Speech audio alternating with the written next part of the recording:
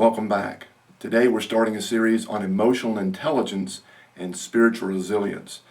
You may be very familiar with the phrase or concept of emotional intelligence. It's very trendy for the last several years, and by trendy I don't at all mean to disparage or invalidate the importance and truth of emotional intelligence. It's been well documented and is very practical in any relationship, but I have rarely heard it articulated in a way that is clear to the layman or very evidently practical. How can I use this in my marriage? Why is this important for me to know as the leader of my work team? How can this help me to be a better neighbor or in my social relationships?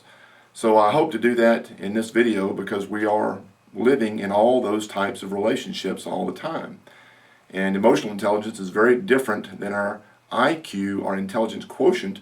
Our emotional quotient is our ability to be empathetic toward others, to know what's going on within ourselves, to manage ourselves and not just to live on autopilot.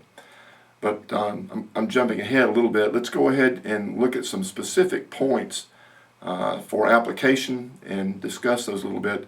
And next time we will do spiritual resilience. This is just the beginning, introducing emotional intelligence. First, we need to understand that emotion is the greatest factor that explains and energizes human behavior, both ours and others. That's fairly easy to see experientially. Somebody can know that a plane or a helicopter flies. They can be a rocket scientist, but be unwilling to get on that plane or helicopter because of fear. Their mind knows, but their heart is not convinced. They are driven by their emotion.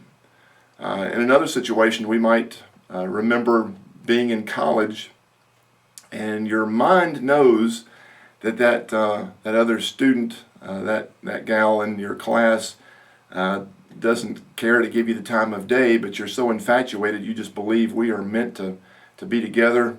It's going to happen. And maybe that was 10, 20 years ago, and it didn't happen.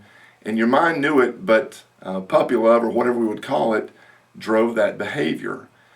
We can be angry about something that doesn't necessarily involve the person in front of us at all, but something about that situation triggers a memory that we had about somebody years ago, and even though we know they're not the one responsible for how we feel, we take it out on them.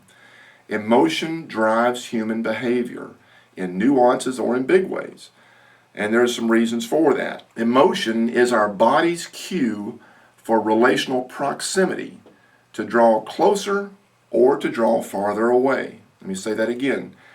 Emotion is our body's cue toward relational proximity, to either draw closer to somebody or to draw away.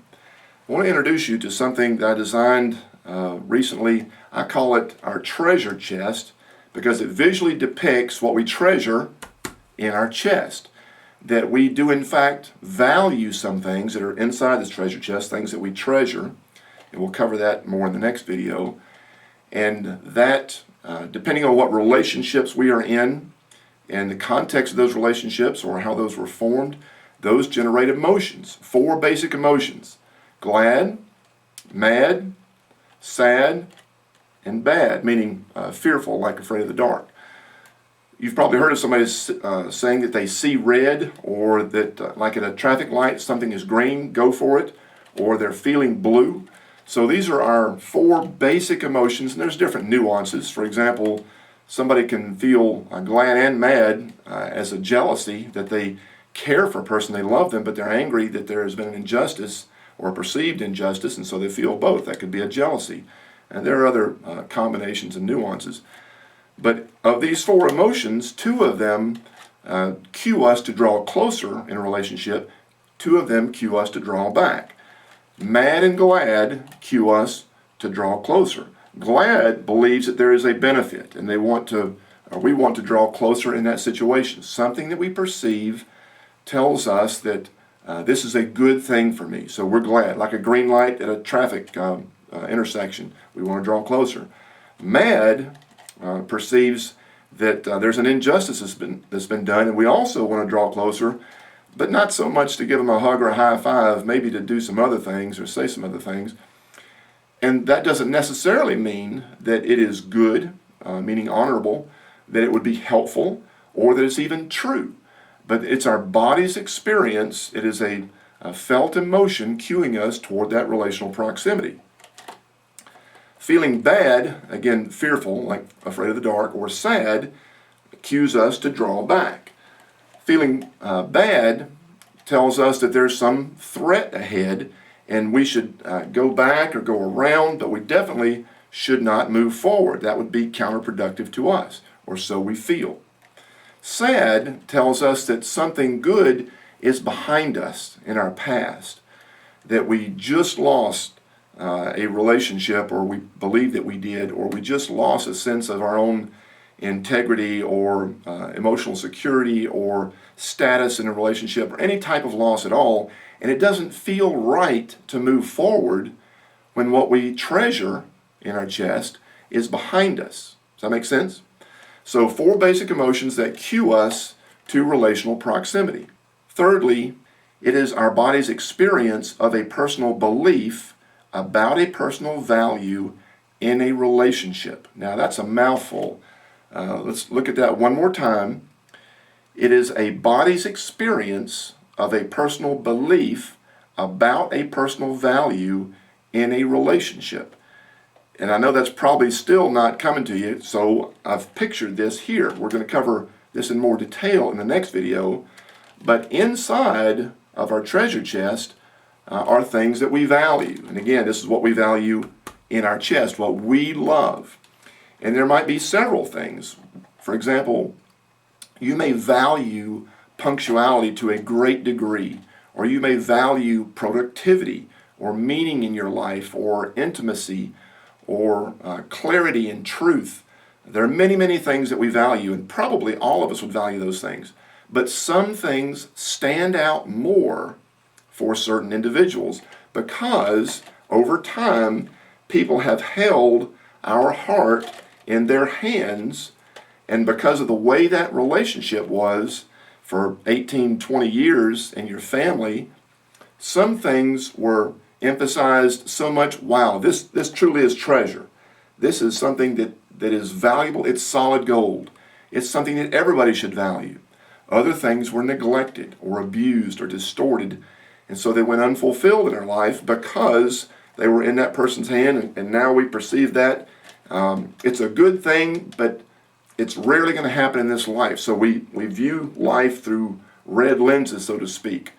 Or if it was neglected, we may view life through blue lenses that I'm going to lose that, or it's being lost in this situation. And even though it happened 5 years ago in a different job under a different supervisor, or 20 years ago with your sibling or a parent, it's still cued oftentimes in relationships. So it is a belief, meaning this is a good situation, a bad situation, this is a potential loss, it's a belief about a value, something specific. My integrity is in good hands in this relationship. Productivity is going to happen in this job. My reputation is going to be honored in this family. It is a belief about a value in a relationship. We want to ideally live in the now because the past is gone. We can't change it. The future's not here yet, so we can't live in that. We want to live in the now. We want to be present. That's a lot of emotional intelligence, is being present. But oftentimes we cannot be present because we're being past or because we're being future. We are on autopilot because of what has been done or what we dearly hope will be done or fear will be done in the next 5 minutes or the next 5 hours or 5 years. And so we're having great difficulty being present. We are not being emotionally intelligent because of our heart that has been in somebody's hands, and we're being past or we're being future. We are not able to see inside our heart sometimes, much less others, but we can see emotion and encourage openness. Maybe you've heard somebody say that person really wears their heart on their sleeve, or you can see in their face what they're thinking. There's a lot of truth to that. Sometimes our past, which obviously triggers and causes us to worry about our future, is so powerful that we can't even see in ourselves. We don't know what we're valuing. We don't know what we fear will be lost, or what we worry is being threatened, or what we strongly feel is violated, but we can't quite put our finger on it because we lived in that relational soup for years and years and years. So we need to encourage openness to look inside ourselves and to allow others to look inside, and we'll cover that again in the next video on spiritual resilience. But we can see emotion, and we can track emotion from the outside, what we see, back into our beliefs, back into our values, back into our relationships, and work from there. Well, how do we see emotion? You see it in relational proximity. Is somebody drawing closer, or are they drawing back? Now, they might or might not physically move, but you can see in somebody's face. You probably heard the expression, if looks could have killed, I'd have been dead. Because they scrunch up their eyes and their mouth, and you can see the anger. It's like they just want to pinch your head off with their face. Or you see, the head slightly come back and the eyes get big. There's some surprise, there's some slight fear. Or you see kind of a slouching posture and a looking down like there's no use going forward. What I really need is behind me. We can see emotion in others, and we can begin to build friendships with people that we trust, who will tell us what they see in us, so we can be open to ourselves, looking where that's coming from, and helping them to look inside themselves and looking at themselves to help each other. Not to be a spiritual Sherlock Holmes of sleuthing the soul. That can be very counterproductive, because if somebody really treasures something, they want something good in their life and they feel like it's being lost or threatened, if we push too hard to make them open up or try to pry open their heart or their mind or psyche, or however you want to term the inside, they can close up all the more and put some super glue on this thing, and we never get inside, or we never look inside ourselves because it's too scary. We have been disappointed so many times, we've been hurt so many times, we've been neglected or abused so many times.